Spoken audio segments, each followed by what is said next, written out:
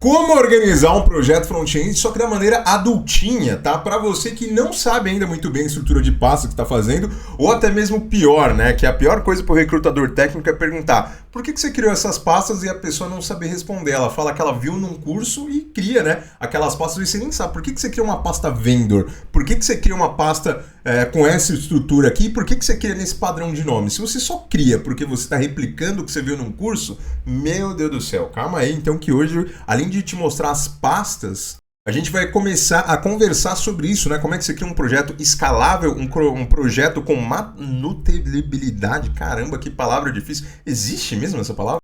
Existe, tá? Tá aqui, ó. É a capacidade de realizar manutenção em uma determinada máquina ou equipamento, no nosso caso, que é código. Então, sim, essa palavra existe.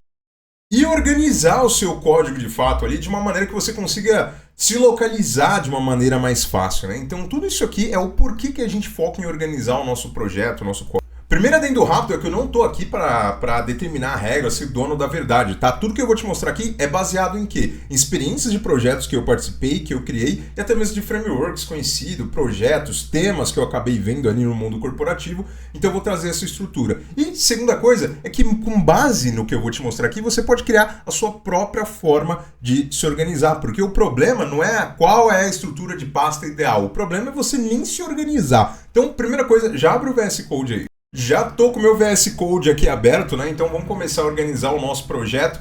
Lembrando que aqui no meu caso é um projeto front-end que eu não estou utilizando nenhum framework, nenhuma biblioteca, é um projeto front-end raiz. Eu vou deixar para outro vídeo como eu organizo projetos front-end com determinados frameworks e determinadas bibliotecas. E a primeira coisa que a gente cria geralmente é o arquivo de índice, né? Caso você não saiba, o que é o arquivo de índice, Felipão? Antigamente, se você é uma pessoa mais das antigas, ou caso não, só por curiosidade, a gente usava um programa chamado Dreamweaver. Antigamente o front-end não tinha metade das responsabilidades que ele tem hoje em dia. E o que ele acabava fazendo? Ele era um projeto ali que você criava nesse programa da Adobe, que era o Adobe Dreamweaver. E aí o que ele fazia? Ele gerava uma porrada de arquivo. Então dentro dele era bonitinho, você clicava e arrastava, algumas coisas você codava um pouco, era tudo baseado em tabelas, em imagens, você recortava imagens e tudo mais. Inclusive, se você pegou essa época, sinto muito, com certeza você tem um trauma do front-end, mas naquela época era comum o quê? Você tem uma série de arquivos, e aí tinha arquivo HTML, tinha arquivo de imagem, tinha arquivos VB-Script, pra você ter noção, né, o que tinha lá dentro. Então o projeto ele ficava muito desorganizado. E para você localizar aonde você entrava sempre no arquivo de índice. E em inglês índice é index. E é justamente essa a primeira coisa que geralmente a gente cria nos projetos, né? Que é o arquivo index, né? Que é o arquivo de index.html. Justamente por quê? Porque muito antigamente, até hoje você encontra resquícios disso, o front-end ele era um reflexo de layouts de revistas. Tanto que se você pegar alguns sites antigos e até alguns mais novos, você vai ver que eles têm essa ideia de lembrar um pouco uma página de revista. Principalmente se você compara revistas ali dos anos 2000 e sites daquela época, é quase como se o pessoal estivesse tentando transpor uma revista, ou que a gente chama, né, de magazine design, pro mundo da web. E toda revista ela sempre tinha ali no começo ali uma folha de sumário ou uma folha de índice. Então é por isso que você cria esse arquivo index. Legal, Felipão, qual que é o próximo passo? Então, para não ficar aquele monte de arquivo que a gente tinha, igual antigamente, a gente começou a se organizar em pastas, né? Então a gente parou de depender de software de terceiros para realizar e criar páginas, para de fato codificar. A gente codificava uma época ali no bloco de notas, depois ali o Notepad++, e aí a gente chegou no momento que a gente começou a organizar isso aqui. Então todos os recursos, geralmente você vai ver ele organizado numa pasta chamada SRC ou até mesmo como app, tá? É comum também você encontrar em pastas de apps quando é projeto front-end ou SRC de uma maneira mais padrão. Por quê? Porque a ideia é exatamente o seguinte, todos os arquivos de configuração do projeto a gente deixa do lado de fora do SRC, então arquivos de configuração JSON, arquivos de editor config, temas que eu vou trazer em outro vídeo, tá? Para não complicar esse aqui. Então, geralmente para separar, a gente deixa o quê? O código fonte fica dentro de uma pasta source ou SRC, como a gente acabou abreviando, e você vai encontrar em vários projetos, ou a pasta app, que é como você vai ver aí em alguns lugares, né? O pessoal chama de pasta de application, né? Ou pasta app, principalmente projetos mais antigos ali, você vai encontrar com esse nome, mas o conceito é o mesmo. Você pode dar o nome que você quiser, eu vou manter SRC.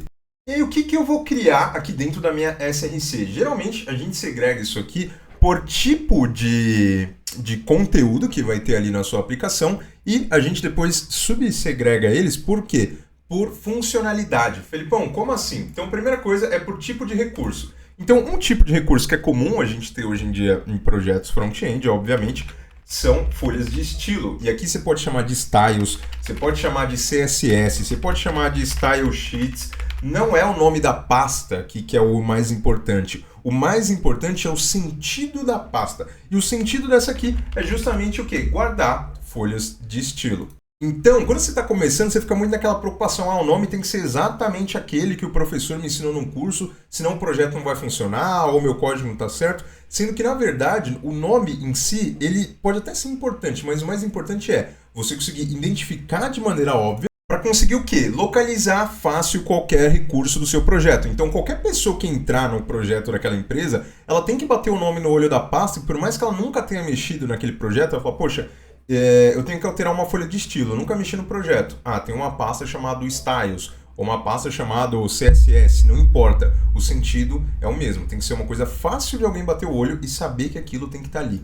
Essa é a regra de ouro, tá? Não tem um nome certo e errado, mas tem que ter um sentido para as coisas. E aí, vamos lá. Além dos estilos, o que mais que você tem geralmente dentro de um projeto? Você tem os scripts, que é onde vai o quê? Os arquivos JavaScript. E aí, aqui dentro pode ser... você pode chamar a pasta de scripts, você pode chamar de JavaScript, você pode chamar aqui, eu já vi alguns lugares que chamam essa pasta aqui de Logic, né, por algum motivo, mas eu prefiro usar o nome scripts. Então, a ideia aqui é a mesma, é conteúdo de JavaScript. E a gente tem uma outra pasta que é para quê? Justamente conteúdos multimídia, né? Então eu gosto de ter aqui uma pasta chamada Assets, que é uma pasta onde depois a gente vai ver ali o terceiro nível de organização dela, e aí você pode ter mais noção. Mas aqui é onde a gente vai guardar imagens, sons, GIFs, entre outros elementos. Em alguns projetos você vai encontrar essa pasta com o nome de Resources. Algumas empresas você vai ver que eles preferem utilizar esse nome, porque é o nome que a cultura dos projetos ASP.NET antigo tinha, né? Então, você sempre tinha lá uma pasta Resource que já vinha no template do projeto, então você encontra muita gente que chama essa pasta de Resource, mas é aquilo, tem que ter o mesmo sentido. O nome pode até variar. Tem pessoas que colocam, inclusive, em português isso aqui, né? Eu prefiro programar em inglês, vou fazer um outro vídeo explicando por quê, mas essa pasta aqui eu chamo de Assets. Então, esse aqui é o quê? É o primeiro nível de organização básica para um projeto front-end, tá? Lembrando que eu não estou utilizando nenhum framework, nenhuma biblioteca, mas você também pode levar isso para um Angular, para um React, para um Nest. E esse aqui é a organização básica. Daqui você já consegue ter um projeto minimamente organizado. Porém, tem um segundo nível de organização que você pode ter. Então aqui a gente organizou por tipo de recurso e agora a gente pode segmentar ali por tipo de funcionalidade no projeto. Então, quais pastas a gente vai criar dentro dessas pastas aqui? Então, são subpastas. Então, eu vou começar pela Styles. Então, dentro da Styles, o que você encontra muito, e muita gente nem sabe o porquê que existe essa pasta aqui, né? Que é a pasta de Vendor, tá? E aí, tem muita gente que fala, caramba, Felipão, o que é o Vendor? E a tradução de Vendor é fornecedor, tá? Então, é a tradução de inglês, ali é a palavra em inglês fornecedor. Então, todo projeto que você encontrar essa pasta, e é muito comum você encontrar em projetos, principalmente de empresa, que acaba comprando temas, que é o quê? A pasta Vendor, ela tem o foco de ter conteúdos de terceiros, ou seja, são conteúdos que você não desenvolveu, que não foi do seu time. São conteúdos que a gente chama de third parties, né? Que são conteúdos ali como, por exemplo, um Bootstrap da vida, ou então aquela biblioteca de animações que você baixou de CSS de algum outro lugar. Qualquer outro conteúdo que não foi você que codou, um conteúdo de terceiros, uma biblioteca de animação, uma biblioteca ali de efeitos, o próprio Bootstrap, variados ali, né? Várias bibliotecas de UI. Então você tem essa pasta para você ter o controle do quê? Tudo que é de terceiros fica na pasta de fornecedores. Por quê? Porque ele está fornecendo uma parte do código para o seu projeto. Então, basicamente, para um projeto front-end, isso aqui seriam as dependências externas. Vamos para um exemplo prático. Por exemplo, um CSS de reset, que é uma técnica que muita gente usa para poder padronizar ali o front-end, independente do navegador, todo mundo começar no mesmo ponto. Você tem o Reset CSS, que é um código pronto, que só de você digitar na internet, você encontra diferentes terceiros fazendo isso aqui. Então, vou copiar ele aqui e vou levar lá para o meu projeto. Para onde que eu levaria? O lugar que eu vou levar ele é aqui, ó, na pasta de terceiros, tá? Para não ficar misturado com os outros arquivos. Então eu colocaria ele aqui, reset CSS, jogaria esse código aqui e salvaria. E que outros níveis de pasta de estilo eu posso criar? Então lembrando, o primeiro nível de organização ali é o tipo de recurso e as subpastas dentro dele ali, ela pela funcionalidade. Então a pasta vendor é pasta de terceiros. Outras pastas que eu gosto de criar é uma pasta de layout, tá? Ou layouts no plural, como você preferir. E o que são layouts, Felipão? Sabe aqueles elementos que ficam lá na sua página ou no seu sistema, que não importa em qual página você vai, ele sempre vai estar, ele é fixo do layout? Então, por exemplo, aqui eu estou num site aqui aleatório, não importa qual página eu acesse, ele sempre vai ter o cabeçalho, ele sempre vai ter esse header aqui, que vai ter essa mesma estilização, ele sempre vai ter o rodapé, que vai ter a mesma estilização, então não importa em qual página eu esteja, esse rodapé ele nunca vai mudar, ele sempre vai ser igual, ele sempre vai ter as mesmas opções. Então isso aqui é uma parte fixa praticamente ali do layout que ele não muda, né? Então não tem sentido você deixar numa folha de estilo repetir em todas as páginas. Então se eu tiver 5 páginas, nas 5 eu vou ter que reprogramar o CSS. Não, você pode deixar ela numa pasta ali que já tem aqueles elementos ali que são comuns. Então é para isso que eu geralmente gosto de ter essa pasta de layouts. Você também vai encontrar essa pasta com outros nomes, tá? Você vai encontrar ela, por exemplo, com o nome de Commons, tá? Bem comum você encontrar ela com o nome de Commons ou com o nome de Shared, né? Que é compartilhado. Mas a ideia é a mesma, tá? Por mais que mude o nome de empresa para empresa, de projeto para projeto, o sentido, olha como ele se mantém. A ideia é a mesma, é ter o CSS separado daquelas partes comuns que tem em todas as páginas, são os layouts fixos, tá? E aí, eu geralmente gosto de utilizar essa palavra layouts porque muitos temas ali que se encontra para vender e que muitas empresas usam, eles têm essa nomenclatura, mas é super comum você encontrar com esses nomes que eu já te falei aqui. Outra pasta que eu gosto de criar aqui é uma pasta chamada de Components. Tá? Então eu gosto de ter essa pasta aqui. E aí você vai falar, tá, Felipão, mas você não falou que isso aqui era um front-end raiz, que não está usando nenhuma biblioteca, nenhum framework?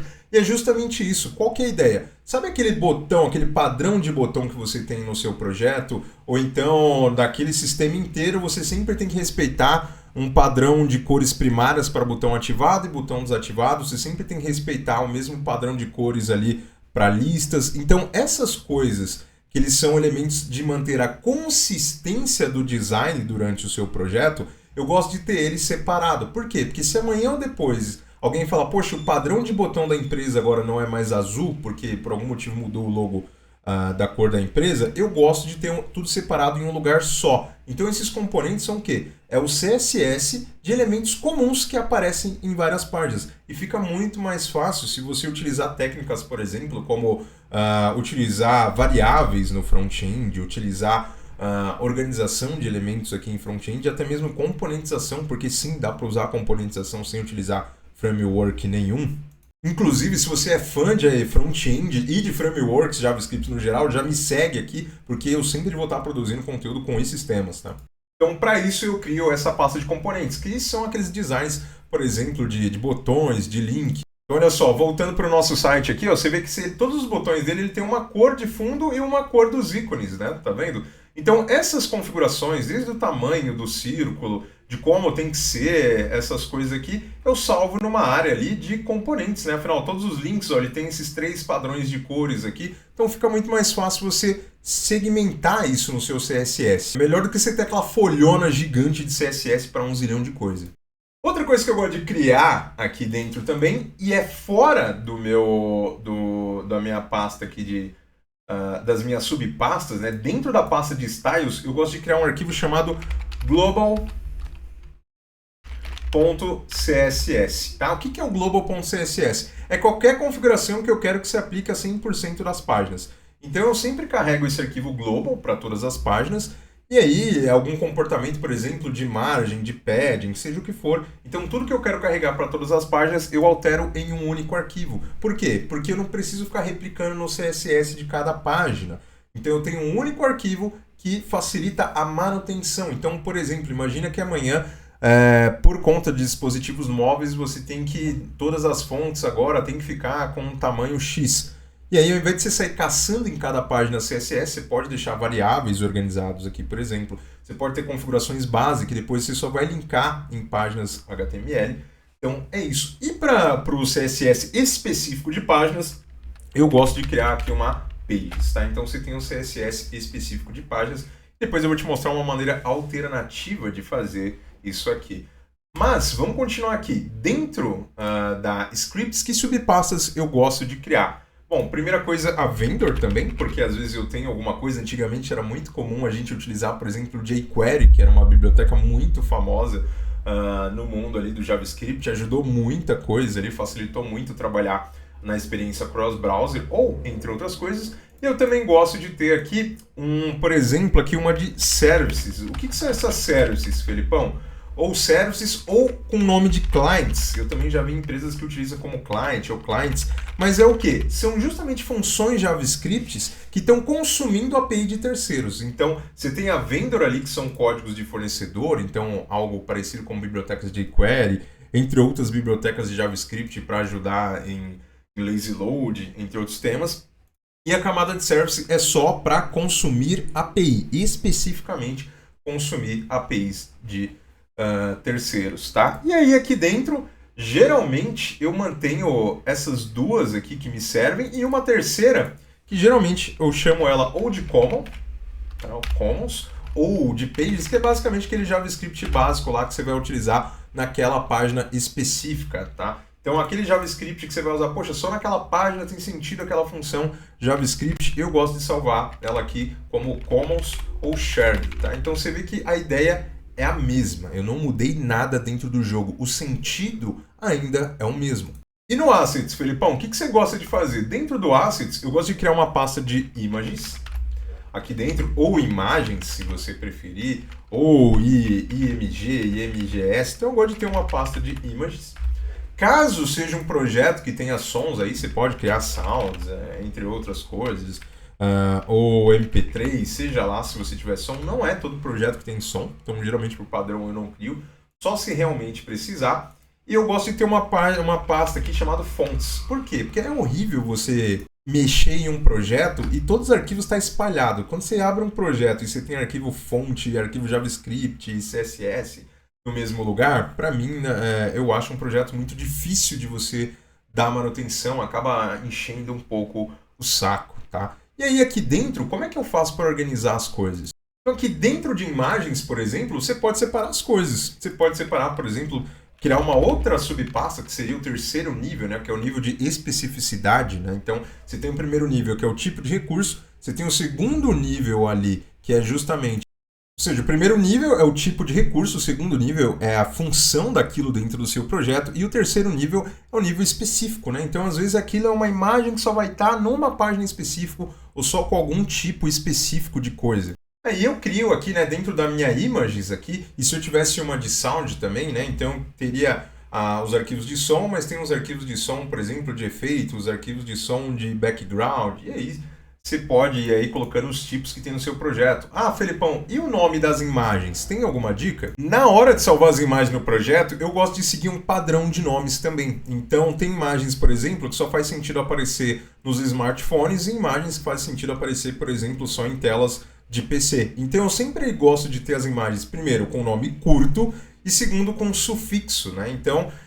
por exemplo, uma imagem que vai aparecer ali no PC, vamos imaginar que é um header, né? Imagem que chama header, aí seria header traço PC, e aí o formato, .jpeg, e aquela mesma imagem, só que na versão mobile, eu gosto de deixar o nome dela, por exemplo, image, né? O header traço SP, que seria de smartphone, .jpg, porque assim fica mais fácil de você localizar visualmente. Você bate o olho e fala, opa, essa imagem aqui não tem nem como eu confundir na hora de chamar no meu HTML a imagem errada. Por quê? Porque você se baseia no sufixo ali de PC ou SP de smartphone.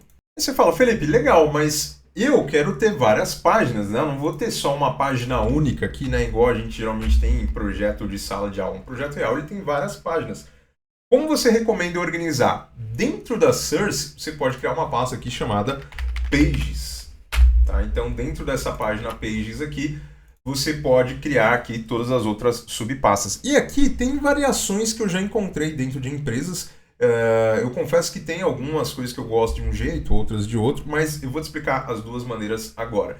Então, o que você pode fazer? Para cada página ali do seu sistema ou do seu site, seja lá o que for, você pode utilizar aqui, por exemplo, vamos dizer que você tem uma página de About, aí você pode ter o about.html aqui e ter também ali, vamos dizer que você tem uma pasta ali de portfólio, né, um arquivo de portfólio, você pode ter o portfólio.html aqui, tá? Então você pode ter essas duas maneiras aqui. E aí, onde que ficaria o CSS dessas páginas, Felipão? O CSS dessas páginas ficariam dentro da pasta de styles, tá? Então você tem eles aqui. Então tudo que é HTML fica em pages e a pasta de CSS fica dentro do styles pages. Essa é uma maneira de você organizar. Porém, e aí agora a gente já começa a entrar no nível mais avançado de organização da coisa, tem um outro modelo de organização que chama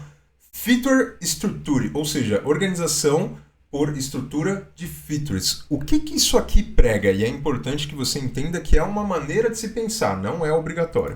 Ele prega que cada funcionalidade do seu sistema ou página, ele tem que ter a organização de arquivos dele dentro de um mesmo contexto, ou seja, o HTML e o CSS e até mesmo o JavaScript daquela página deveriam estar juntos. Por quê? Porque aquele conjunto de coisas compõe uma feature. Não à toa, quando você olha projetos, por exemplo, Angular, você vai ver que os projetos Angular, eles seguem esse modelo, né? Um modelo baseado em features, que é justamente esse tipo de estrutura de projetos. E aqui, como é que ficaria para a gente implementar esse feature structure? Então aqui, ao invés de cada página ser um arquivo HTML isolado, você teria dentro da página uma pasta específica aqui dentro. Então, por exemplo, você teria uma pasta do About, e aí aqui dentro do About você teria o HTML do About. Você, ao invés de ter essa pasta do Styles, a pasta Pages, você deixa de ter uma pasta Pages aqui dentro, porque ela fica redundante.